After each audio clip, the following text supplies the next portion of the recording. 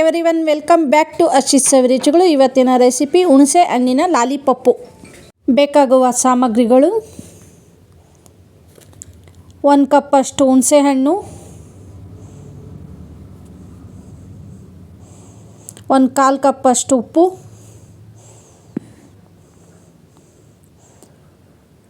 1/4 cup ಅಷ್ಟು ಬೆಲ್ಲ,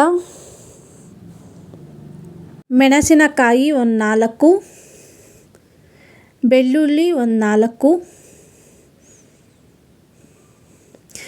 ಜೀರಿಗೆ 1/4 ಕಪ್ ಅಷ್ಟು,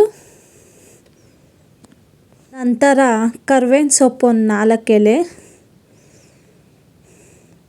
ಸ್ವಲ್ಪ ಕೊತ್ತಂಬರಿ ಸೊಪ್ಪು,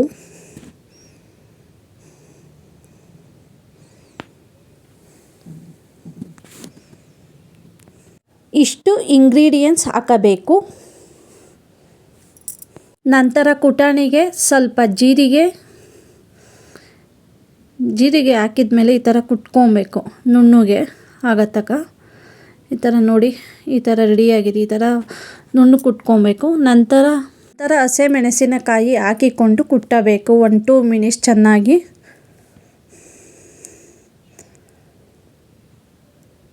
ನಂತರ ಬೆಳ್ಳುಳ್ಳಿ ಹಾಕಿಕೊಂಡು ಕುಟ್ಟಬೇಕು. ಕರಿಬೇವಿನ ಸೊಪ್ಪು ಸ್ವಲ್ಪ ಈ ಥರ ಮಿಕ್ಸ್ ಮಾಡ್ಕೊಬೇಕು. ಕೊತ್ತಂಬರಿ ಸೊಪ್ಪು ಒಂದು ಸ್ವಲ್ಪ ಚೆನ್ನಾಗಿ ಮಿಕ್ಸ್ ಮಾಡಿ ಕುಟ್ಟಬೇಕು ಕುಟಾಣಿ ಒಳಗಡೆ. ಬೆಲ್ಲ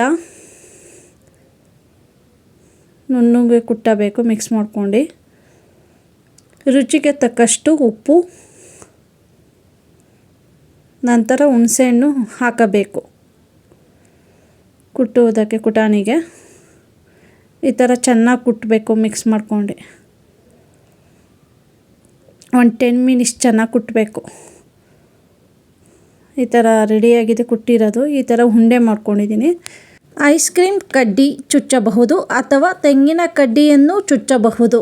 ನಂತರ ಉಪ್ಪು, ಹುಳಿ, ಸಿಹಿ, ಖಾರ ಈ 4 ಟೇಸ್ಟಿ ಇರುವ ಹುಣಸೆ ಹಣ್ಣಿನ ಲಾಲಿಪಪ್ಪು ರೆಡಿಯಾಗಿದೆ. ಆಹಾ, ತುಂಬ ಟೇಸ್ಟಿಯಾಗಿದೆ.